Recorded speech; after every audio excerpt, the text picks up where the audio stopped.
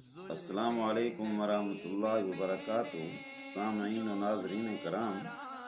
ابلیس علیہ اللعنہ کو جب اللہ تبارک و تعالی نے سیدنا آدم علیہ السلام کو سجدہ کرنے کا کہا تو ابلیس علیہ اللعنہ نے یہ کہا کہ خلقتنی من نار و خلقتہ من طین، کہ اللہ تو نے مجھے آگ سے پیدا کیا اور آدم کو جو ہے وہ مٹی سے پیدا کیا، اور آگ جو ہے وہ مٹی سے بہتر ہے، تو اس لیے میں آدم سے بہتر ہوں۔ تو آج کی اس ویڈیو کے اندر ہم دیکھتے ہیں کہ اصل میں کتنی سچائی ہے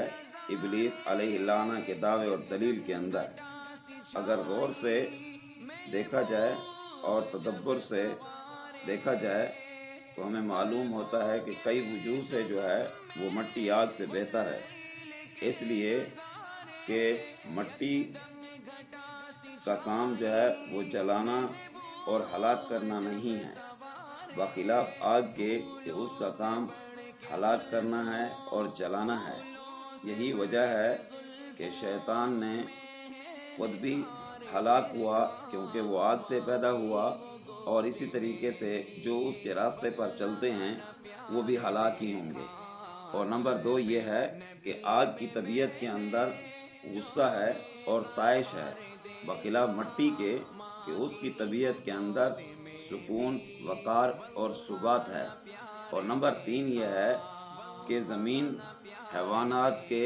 رزق اور انسانوں کے لباس اور تمام معیشت کا محور اور مرکز ہے، بخلاف آگ کے کہ آگ کی حیوانوں کو تو بالکل ضرورت ہی نہیں ہے، اور انسان بھی بسا اوقات آگ سے بالکل مستغنی ہو جاتا ہے۔ اور نمبر 5 پہ زمین میں اگر ہم کسی چیز کا تخم اور بیج رکھ دیں تو وہ زمین جو ہے ہمیں دگنا چگنا کر کے واپس کر دیتی ہے، بخلاف آگ کے کہ وہی چیز اگر آگ کے اندر ڈال دی جائے تو وہ آگ اس کو خاکستر اور راکھ بنا دیتی ہے۔ اور نمبر 6 پہ ہم یہ دیکھ لیں کہ خانہ کعبہ اور روضہ رسول اللہ جیسی چیزیں جو ہے وہ زمین کے اوپر موجود ہیں، نہ کہ آگ کے اندر۔ اور اگر کچھ بھی نہ ہوتا زمین کی فضیلت کے لیے تو یہی خانہ کعبہ اور روضہ رسول اللہ صلی اللہ علیہ وسلم بھی زمین کی فضیلت کے لیے، مٹی کی فضیلت کے لیے کافی تھیں۔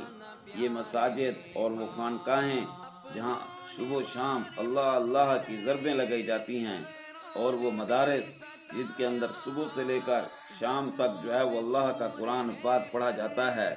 تو یہ بھی سب زمین کی فضیلت کے لیے کافی ہیں۔ اور اسی طریقے سے اگر ہم یہ دیکھیں کہ چشمے، نہریں، دریا، مختلف قسم کے باغات اور عجیب و غریب قسم کے پھل اور میوہ جات، یہ سارے کے سارے جو ہے وہ زمین پر موجود ہیں اور زمین سے جو ہے وہ نکلتے ہیں، بخلاف آگ کے کہ وہ ان تمام خوبیوں سے جو ہے وہ محروم ہے۔ تو الغرض اگر ہم غور سے دیکھیں تو ہمیں یہ معلوم ہوتا ہے کہ زمین کے اندر سے پیدا ہونے والی جتنی بھی چیزیں ہیں وہ بمنزل مخدوم کے ہیں، اور آگ جو ہے وہ بمنزل خادم کے ہے، کہ جس وقت زمین کے اندر سے پیدا ہونے والی چیزوں کو ضرورت پڑتی ہے تو آگ کو سلگایا جاتا ہے، اور جس وقت وہ ضرورت ختم ہو جاتی ہے تو اس وقت جو ہے وہ